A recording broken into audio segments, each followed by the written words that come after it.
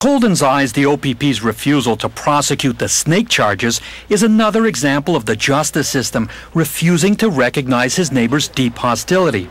Hostility that seemed clear when Marty Bosfeld spewed venom during a phone conversation with W5.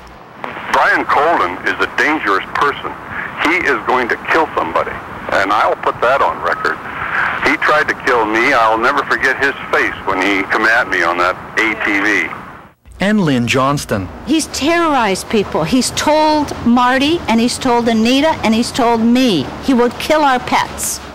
Faced with that kind of evidence from the neighbors, justice finally prevailed. On August 31st, 2004, Brian Coldin finally got his day in court. He was acquitted of each and every charge. In his ruling, the judge slammed the neighbors, saying their evidence was unreliable and the product of inappropriate motives. He described them as argumentative, non-responsive, and even close to insulting. He also found that they had used the restraining order against Brian Coldin not as a shield, but as a sword. For 45 minutes, I'm going through charge after charge, waiting for that, you're innocent. And then it was not guilty, and it was like, it's over. It's finally over. So the judiciary there did its job at the end of the day.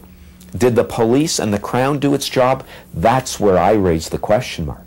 That's where the huge question mark comes to me is, why were we there in the first place? Why were those charges laid? August 31st, 2004. Brian Coldin is acquitted of all charges. What's your reaction? What's my reaction? Really none.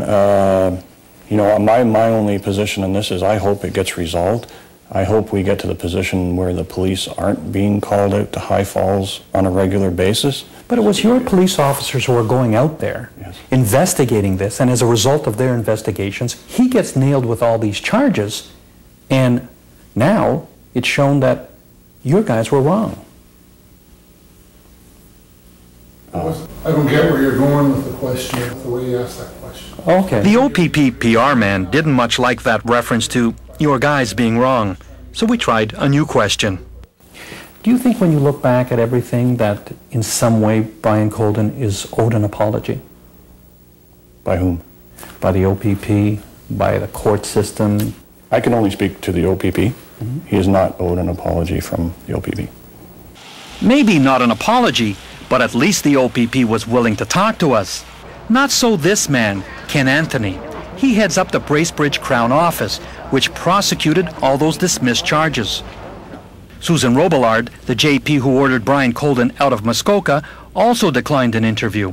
So we went to the top, Ontario's Attorney General, Michael Bryant. I mean, this guy was told to get out of town, couldn't be in Muskoka, couldn't be at his home, couldn't even go to London, Ontario, and this is in Ontario and in Canada. It is never my practice to speak to specific cases, but I can tell you this. I feel very strongly that we need to improve the way in which we appoint justices of the peace, what their qualifications ought to be. Right now, there really are no minimal qualifications at all. Get out of Dodge is a really difficult thing here. I cannot speak to specific cases. I can say that I want to make improvements to the system so that people can have more confidence in it. But who will restore Brian Coldin's confidence in a small-town legal system?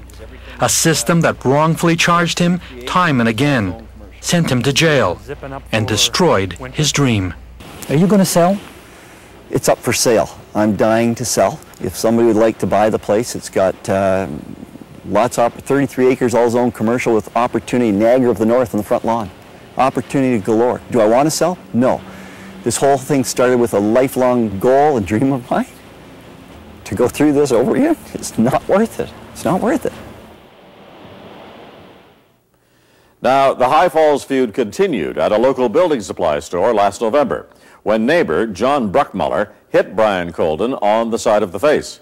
Once again, OPP were called, but this time it was Bruckmuller who was charged, and he pleaded guilty to assault. He received a conditional discharge. We'll be right back.